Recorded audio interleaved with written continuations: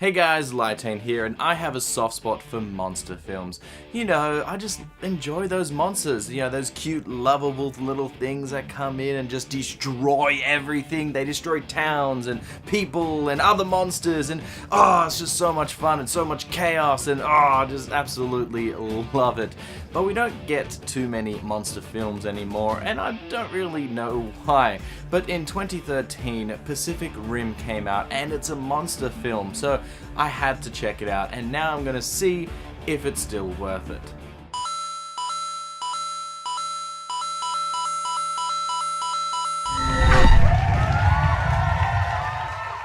Pacific Rim is a film from Guillermo Del Toro released in 2013, and if you didn't realize from my intro, it's a monster film. Set in the near future, a rip between dimensions has opened up in the Pacific Ocean, and Kaiju, Japanese for the word monster, are coming through. They are great and powerful beasts that cause a lot of destruction, and it takes a lot to bring them down, but they just keep coming. This does cause world peace though, so it can't be all bad, right? As we all have a common enemy, and we pool our resources together to create giant mech suits called Jagers. They are hard to control and need two pilots that are in perfect sync with each other in order to use the machines effectively. But once they do work out the bugs, these suits do the job and devastate the Kaiju. The world begins to prosper again, but over the years the monsters evolve and start putting up a fight. But our main hero Raleigh is one such pilot that loses his brother in a fight, but is called back to action when the world has too few pilots and even fewer Jagers in order to try and close the breach once and for all. But can they stop these monsters, figure out how to close the breach, and eventually do it, or is the world doomed? Pacific Rim has quite a big cast of characters, with so many of them popping up and staying around for a lot of the movie, but I'm only going to focus on a few of them right now, starting with Charlie Hunnam, who you might know as the latest King Arthur in that epic flop that happened not too long ago. In this, he plays the character of Raleigh or something like that. I have no idea how to pronounce his name, and I always forget how to pronounce it as well, and it's so frustrating because it doesn't pronounce how it looks like it's spelled. Anyway, as a character, he's actually quite serious, and which is understandable because at the start of the film he loses his brother, so he's all distraught and destroyed, and over the course of the film he has to grow as a person and learn to accept people and all that kind of stuff, which actually, it's not very well handled because some people he accepts really quickly, other people he just doesn't accept at all, and other people he butts heads until either of them earn each other's respect. So it's just like he picks and chooses who he's going to be angry with that day, and it's a little inconsistent in my opinion anyway. As the lead actor in the film, he's alright, he's nothing special, but he's nothing bad either. He does the part well, but nothing outstanding, so it's not much to talk about with him. Rinko Kikuchi plays Mako. She's a Japanese actress that started over in Japan, of course, before coming over to the West with movies like Babel and 47 Ronin, where she plays the witch that tries to kill Keanu Reeves. It's a very strange movie, and I'll have to look at it one day.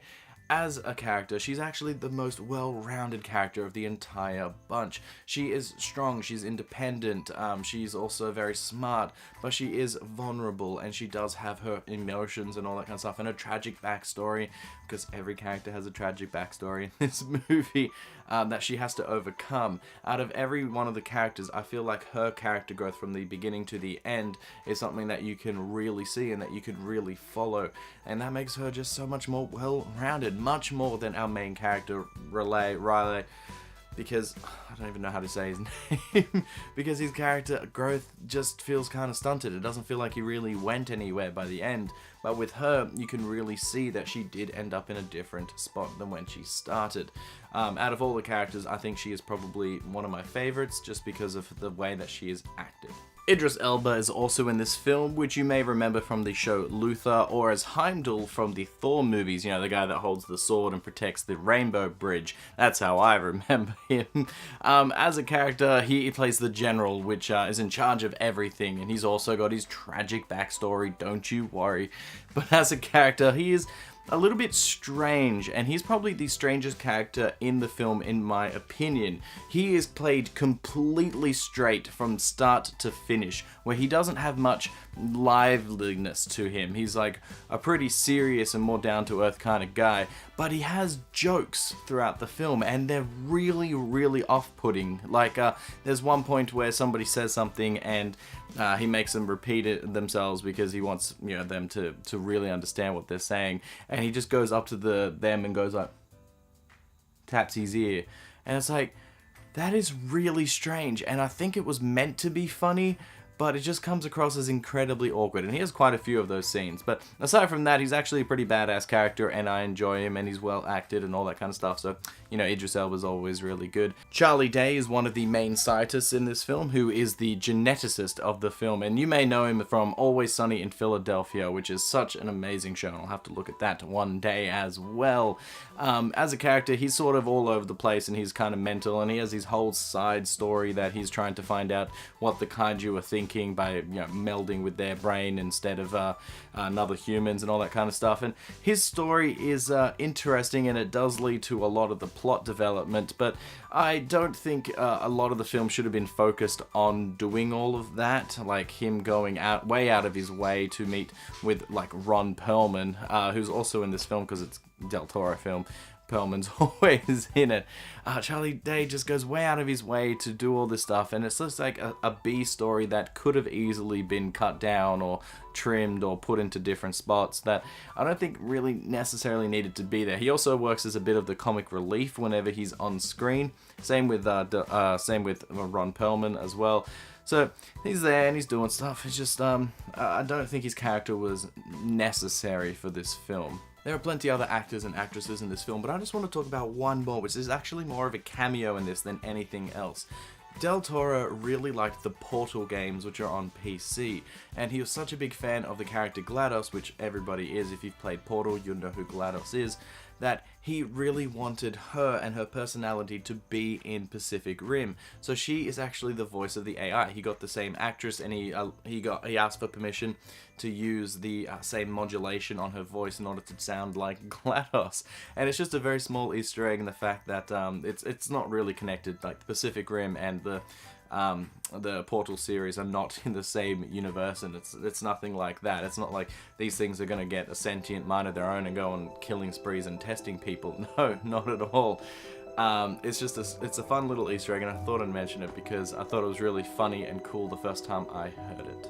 Pacific Rim is a very long movie, going for 2 hours and 15 minutes, and it's partly due to the fact that they have to build up the entire world that this takes place in.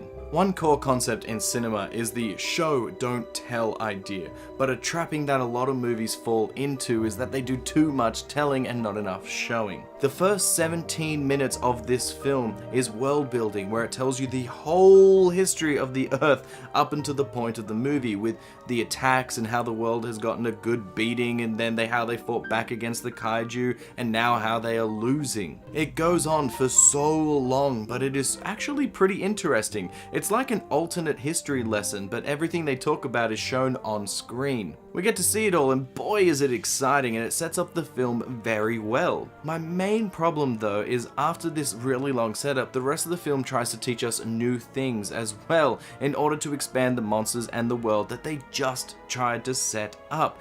And they do it so slowly, but it's still a lot to take in and accept. This leads to the pacing of the film, which is all over the place, where there are quite a few action scenes when they're fighting monsters and all that kind of crazy big stuff. There are a few action scenes when they're not in the big mech suits or not fighting one of the monsters, but for the most part, a lot of it is talking and building up a world and all that kind of stuff, and trying to give motivation to the characters and tell everybody's tragic backstories, because like I said, everybody needs a tragic backstory, and all that kind of stuff. And so you go from these really, really big action sequences to these really, really slow talking sequences that are just really there for exposition, to teach you more about this world and more about these characters.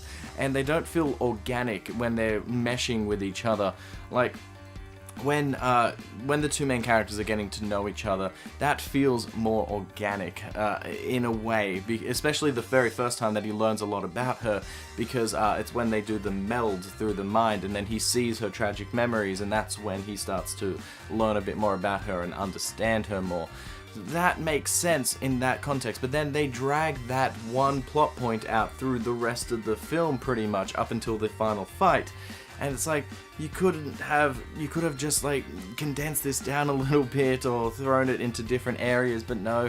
So it just has a bit of a wonky pace. It's not bad per se, because at least after each fight you get a bit of a breather in order to calm down and, you know, like rev yourself up for the next fight. Not only that, but they do try and raise the stakes in between every single fight, which is also really good. So they do serve a purpose. I just think that the pace of the film is a little bit slow, and it could have been sped up. And if it was sped up, oh my god, then we wouldn't have a 2-hour and 15-minute movie. There's just so much here that could have been sped up or cut down in order to improve the length of the film and improve the pace of the movie. Aside from that story, we have plenty of action. You want fights? There are fights galore here. The movie tries to give us so much mech action, and every fight is different, so it keeps it fresh. The monsters are different in every fight, and most of the fights have a different arrangement of Jagers in the attack, you know, so they have a different team, or it's just a single one, and all that kind of stuff, so you get to see a variety of fights. The destruction in the movie is next level. Many cities and areas are hit with chaos. Even my hometown of Sydney. The fights are a little slow due to the nature of the size of the characters, but that doesn't make them any less intense. They are so much fun and use different weapons and techniques in each fight, so it keeps it interesting, and I think that these are the best parts of the film. But I do have a few little complaints about this and some of the conveniences in the film. At the start of the film, we are shown how the gypsy has a plasma cannon on its hand and it shoots through the Jagers and it shoots through the Kaiju. It probably could shoot through a Jager. And it shoots through the Kaijus really crazily and it just utterly destroys them. But we don't get to see it used very often. Always in every single fight, the bad guy rushes up to the good guys, and then they do a bit of a fisting brawl where they're trying to punch the monster to death, and then once they're in a dire situation and they're really close, they decide, hey, let's use the plasma cannon on them, like go bang, bang, bang, and shoot it in its belly. And it's like, why didn't you just shoot it from afar? While it's running towards you, you just go pew, pew, you know, like a proper gun. That would have been so much easier. It would have taken probably a lot of Jagers down without having to go in and try and punch them to death. I just feel like that was such an oversight, and when you give these characters such a powerful tool and then they don't use it as an effective way, it just makes me question it. Later on in the film, they get a sword, and the sword has been always part of the mech, but whatever, they use it for 2 fights, and both fights that this sword is in, it devastates the Jagers, where they're trying to punch him and, you know, beat him down bloody in order to weaken them before they kill them for some reason. This sword just literally rips them apart, and I'm like, why aren't they using this more often? Why aren't they going in and, you know, just cutting up all these Jagers and stuff? You know, like, it's a long-range weapon and it can cut through their skin fairly easily. One of the Jagers, like, hits the sword and it, like, splits it in half. It's so good. Why don't they use this more? Fun fact, though, that the second movie is going to be using these more, so maybe they already have listened to my feedback of swords are cool. But it just makes me wonder why it wasn't being used in this movie. The final thing that I have a massive concern about, and I think this is just an oversight of the movie, just so we have a movie. There is no defense at the rim, at the rip, sorry. When we go to the rip, which is the one between dimensions which the Jagers come through, there's nothing there. There is no defenses whatsoever. And I'm thinking, why? We have plasma cannons, we have these crazy swords, we have a whole bunch of other things, like the very first Jager was brought down with missiles and stuff, and one of the Jagers is brought down by, like, you know, a barrage of bullets and stuff. So we do know that bullets and all that kind of stuff does hurt them. This is underwater and it's fairly deep underwater, and I guess I don't understand the full mechanics of a plasma cannon underwater, but regardless, why isn't there any kind of defense? The Jagers just come through the rip and then they go on their rampage and go off to whatever country they're going to destroy. why don't we have a cage on top? Why don't we have like a cage made up of the sword, so when it comes through it's like a grater and they just like hit this cage and go like a shredder and just get completely destroyed? Or have some plasma guns set down there so when the thing comes through then it can lock on and shoot a couple of bullets at it. Even if it doesn't kill it and you still have these Jagers that have to go in and finish the job, at least the thing is weakened. It just makes no sense that over the 10 years in this film's timeline that they did not try anything like this. The other thing is that they have a tracker where they can physically see when a Jaeger's coming through a rip, coming through the rip. So if they can track them and they know when they're coming through, then they could easily have set something up that could also shoot them, or have a Jaeger person on standby just down in the water that needs to be powered up, and then they just, you know, oh my god, there's something coming through the rip, and then they're already standing there, like turn on, they put the sword over the rip, thing comes through the sword and dead. It makes the movie quite more boring because it's just like, it's fairly easy to get rid of these creatures, but I don't see why nothing was done about that. It's such a big oversight and it makes me so annoyed. And I know the reason why it's not in there, so we can have, you know, all these fights and all these epic places and all that kind of stuff. I fully understand as a movie why it doesn't have it, but they should have given me a reason in the movie why they don't have it. It's just like really, really dumb. Maybe like the rip could have done something with the electrical field and then the weapons don't work, or they tried, you know, putting a cage or swords around it and they just busted through or something. It's just, annoys me so much. The last thing I want to talk about is the look of this film. It's a dark and gritty film and a lot of the action happens at night, which does suck because you can't see as much as you would like, but damn, everything just looks good. Each Jaeger and Kaiju have a different look to them, but they all feel similar. Each Jaeger has a similar feel to it because they're giant mechs. Each Kaiju has a similar feel to it, even though they all act very differently, and it makes sense in the context of the film. There are quite a few different monsters that get fought through the film as well, which fills my bloodlust up. When they were making this film, they came up with over 100 different ideas for Kaiju, and they would hold a weekly poll in order to see which one would get to be put in the film. So they just picked the ones that they absolutely loved the most. They had plenty of spares, and I just love this idea that the people made so many and then they just picked their absolute favorites to be in the film, and we got to see so many different ones that I just wonder, what did some of the other ones look like? What did some of the ones that didn't get put into this film? Are they going to be in the next film or something? I don't know, and it's so exciting. In my opinion, Pacific Rim is actually really hard to decide, but I would say it just very narrowly is worth it. And the reason why I say that is because of these fun, amazing action scenes. If you love big monster films and you love big action like that, then this will definitely satisfy you because there are so many fights and there are so many different fights, fighting different kaiju in different situations. It keeps it fresh and interesting. But the main problem that I have with this film is that all of the exposition that it tries to shove down your throat. The fact that there is so much world building at the start of this film, which I don't mind so much, but then after they've done it, they have to still build up this world. They showed us all of the history of all of these kaiju and all that kind of stuff, and it's just so much to take in, and then throughout the film they have to teach you all more new things, like how the people use Jagers and how they, you know, they go into each other's minds and all that kind of stuff, and there's just so much more information. And then we're still learning things because the scientists in the film are still learning things. All the plot and all of that stuff, it kind of drags it down, and I feel like there was just too much in terms of plot and in terms of character development. The characters end up in quite different situations from when they started, which is great, but I just feel like it took too long to get there, and you could have easily have cut down some of the scenes in order to make it a bit more of a faster film. And I think just the 2 hour 15 minute mark is too long. But once again, you get all those amazing fight scenes, and the talking parts aren't necessarily bad, they're just a little bit slow, so that's why it was so narrow when I said worth it. I still recommend checking it out. If you like monster films, you'll most likely like this film. If you like big action or mechs, then you'll probably like this film. And because of the success of this film and the fact that it was quite a bit of fun, a sequel is coming out tomorrow, I believe, when this goes to air in Australia. Anyway, it comes out on the 22nd, this will come out on the 21st.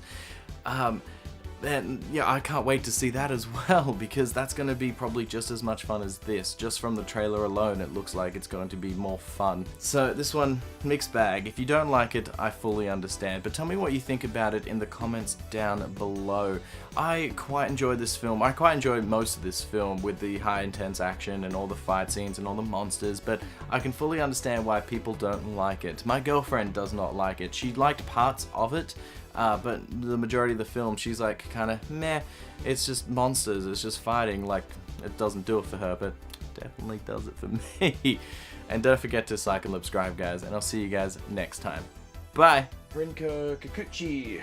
Rinko Kikuchi. I hope I pronounced that right, because it's a Japanese name.